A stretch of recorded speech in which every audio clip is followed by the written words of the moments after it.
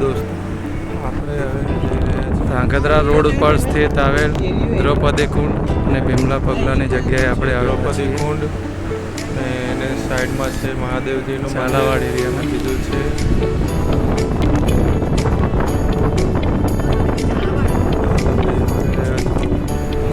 જય શ્રી ભીમનાથ મહાદેવનું મંદિર છે. જ્યારે દેવેન્દ્ર મહારાજ અહીંયા બેઠેલા છે ત્યાં ને ભીમનાથ મહાદેવનું મંદિર પ્રાચીન મંદિર છે, જે તમે અંદરથી પણ જોઈ શકો છો. ખૂબ પ્રાચીન મંદિર છે, ખૂબ સુંદર મંદિર છે. અંદરનો નજારો ખૂબ સુંદર છે. મસ્ત જગ્યા છે. અને તમે એકવાર ફ્રેન્ડ્સ જરૂરથી આવજો આ જગ્યા પર. જોઈ રહ્યા છો આ શિવલિંગ પણ ખૂબ પ્રાચીન છે. સરસ મજાનું મહાદેવનું મંદિર છે.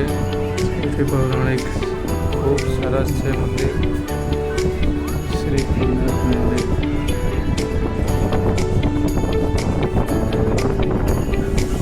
અને હવે આ બીજું હનુમાનજી મહારાજનું મંદિર છે. મંદિરની બાજુમાં આવેલી છે જય હનુમાનજી જય બજરંગ બલી. સરસ પ્રાચીન મંદિર છે. સરસ મજાનું મંદિર છે. આપે આડું કરી દે. અને બાજુમાં અહીંયા આગળ આવેલ છે દ્રૌપદી કુંડ, જે ખૂબ દ્રૌપદી કુંડ ભીમનાથ મહાદેવ. સરસ મજાનો કુંડ છે. ત્યાં આગળ તમે જેના માધ્યમથી નિહાળી રહ્યા છો. ખૂબ સરસ છે. કહેવામાં આવે છે કે આ દ્રૌપદી કુંડને જ્યારે ખાલી કરવામાં આવે છે ત્યારે દ્રૌપદી કુંડની આગળ અંદરની સાઈડે દરવાજા પણ છે. તે આપણે અત્યારે જોયેલા દેખાય છે ત્યાં દ્રૌપદીની છબી છે. બીજા વિડીયોમાં બનાવશું આપણે. અને અહીંયા સામે જે તમે નિહાળી રહ્યા છો તે કહેવામાં આવે છે દ્રૌપદી.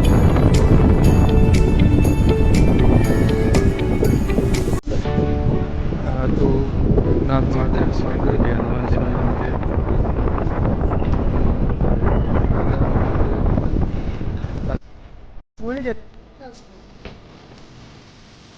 આપણે આવી ગયા સીધા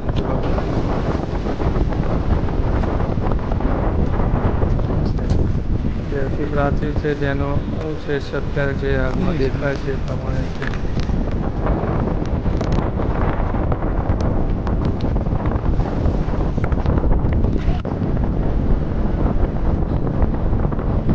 અને આજુબાજુમાં જંગલ વિસ્તાર છે.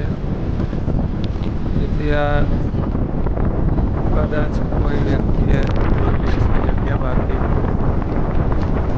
જગ્યા ખૂબ વિશાળ છે. સાઈડમાં ટ્રેનના પાટા છે. અહીંયાથી પસાર થતી હોય છે. ટ્રેનના રસ્તા પરથી આપણે આગળ જઈશું. જ્યાં આગળ ભીમનું પગલું છે એવું કહેવામાં આવે છે. તે આપણે ત્યાં જઈને નજર સમક્ષ નિહાળીશું. જે ખૂબ પ્રાચીન છે. સરસ મજાની આ જગ્યા છે. દેખો આટલું દૂર છે સ્ટેશનથી મંદિર અને મંદિરથી સ્ટેશન, જે તમે નિહાળી રહ્યા છો. અહીંયા જંગલવાળા રસ્તે બને ત્યાં સુધી કોઈ એકલાએ તે પગલાં જવા માટે ના જાઓ તો સારું. રિસ્કી જગ્યા છે.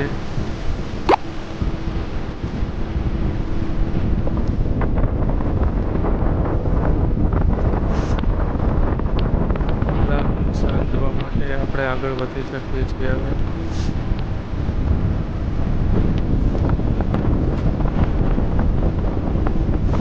જોઈ શકો છો અહીં આજુબાજુમાં ખૂબ જંગલ વિસ્તાર છે.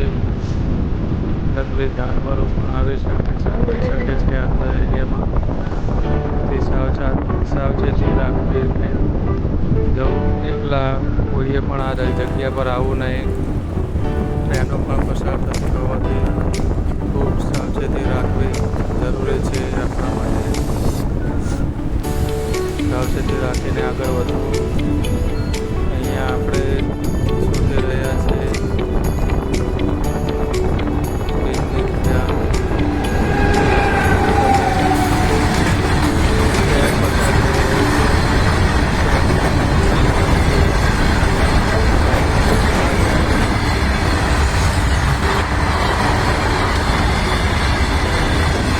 આવે છે કોઈ જંગલી જાનવર આવે તો આપણે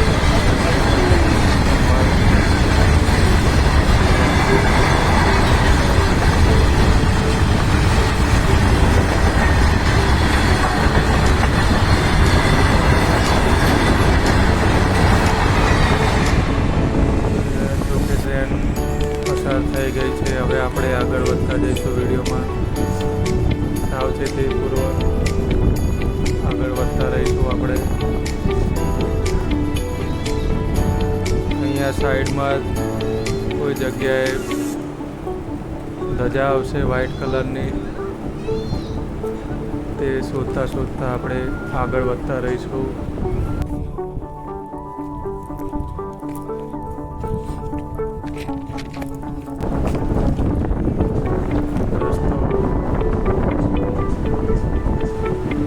વારો છે અને ખાડા ઠીકરાવાળો પણ છે, જેથી સાવધાનીપૂર્વક ચાલતા રહ્યું.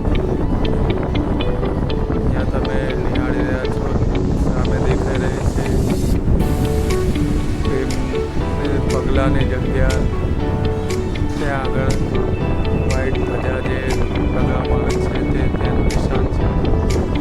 ત્યાં આગળ તે પગલાંનું નિશાન આવેલું છે, જે પૂજારી દ્વારા જણાવવામાં આવ્યું હતું. તે દ્વારા આપણે જગ્યા મળી ગઈ છે. તો હવે આપણે ત્યાં પહોંચવા માટે સાવચેતીપૂર્વક જઈ શકાય તે પ્રમાણેનો રસ્તો આપણે શોધીશું. ધીમે આપણે હવે આગળ વધતા રહીશું વિડીયોમાં.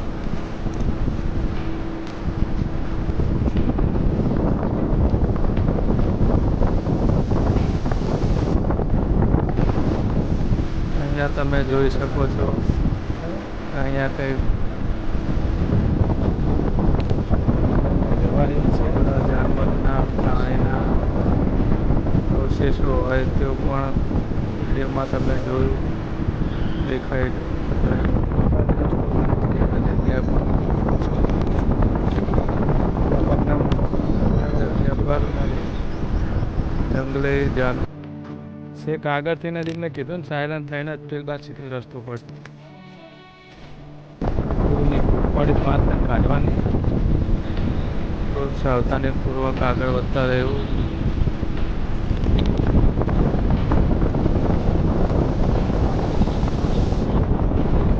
પગલાંના ઘણા બધા નિશાનો છે, નાના મોટી, એ સાવચેતી રાખવી ખૂબ જરૂરી છે. સિગ્નલ છે કોઈ એક જગ્યા પર ના સિગ્નલેથી રસ્તો પડે દેખાતું હોય તો. જગ્યા ખૂબ વિશાળ છે અને જંગલી જાનવરો આવવા જવાનું હોય તેવું પણ અહીંયા જણાય છે. પૂજારી દ્વારા પણ જાણવામાં આવ્યું હતું.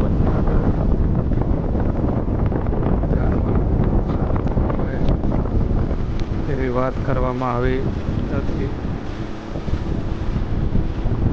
સાવધાની રાખવી આ જગ્યા પર જરૂરી છે.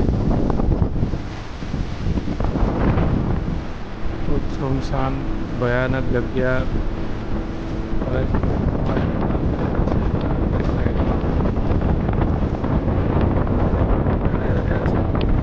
તમે જોઈ રહ્યા છો પગલાંનું નિશાન.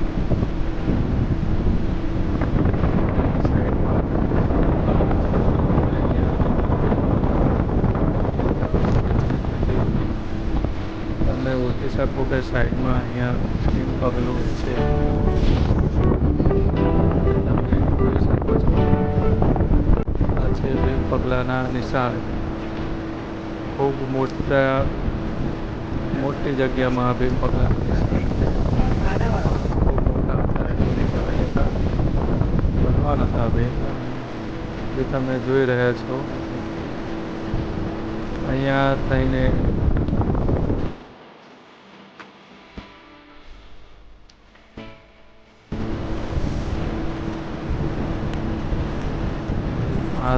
ત્યાં આપણે જે જોઈ રહ્યા હતા ત્યાં છે હવે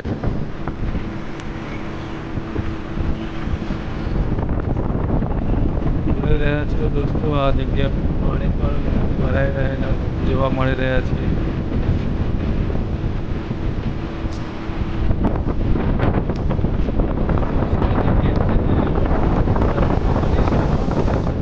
શકો છો મોટા પ્રમાણે મોટી જગ્યામાં નિશાન છે. એમના પગના નિશાન મળે છે. પાંડુ પુત્ર ભીમના પગના નિશાન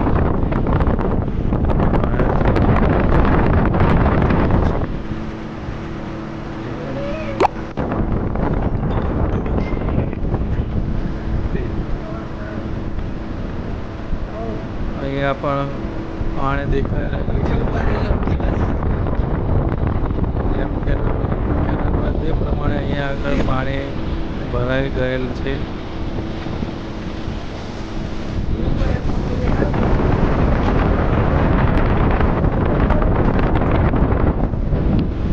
તમે જોઈ શકો છો આ જગ્યા પર સાચવવાનું ત્યાં આવવાનું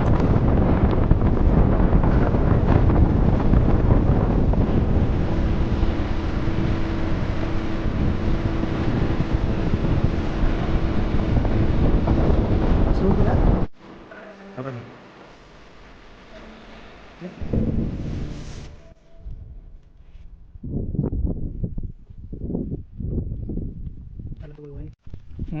રાતે બદલાવે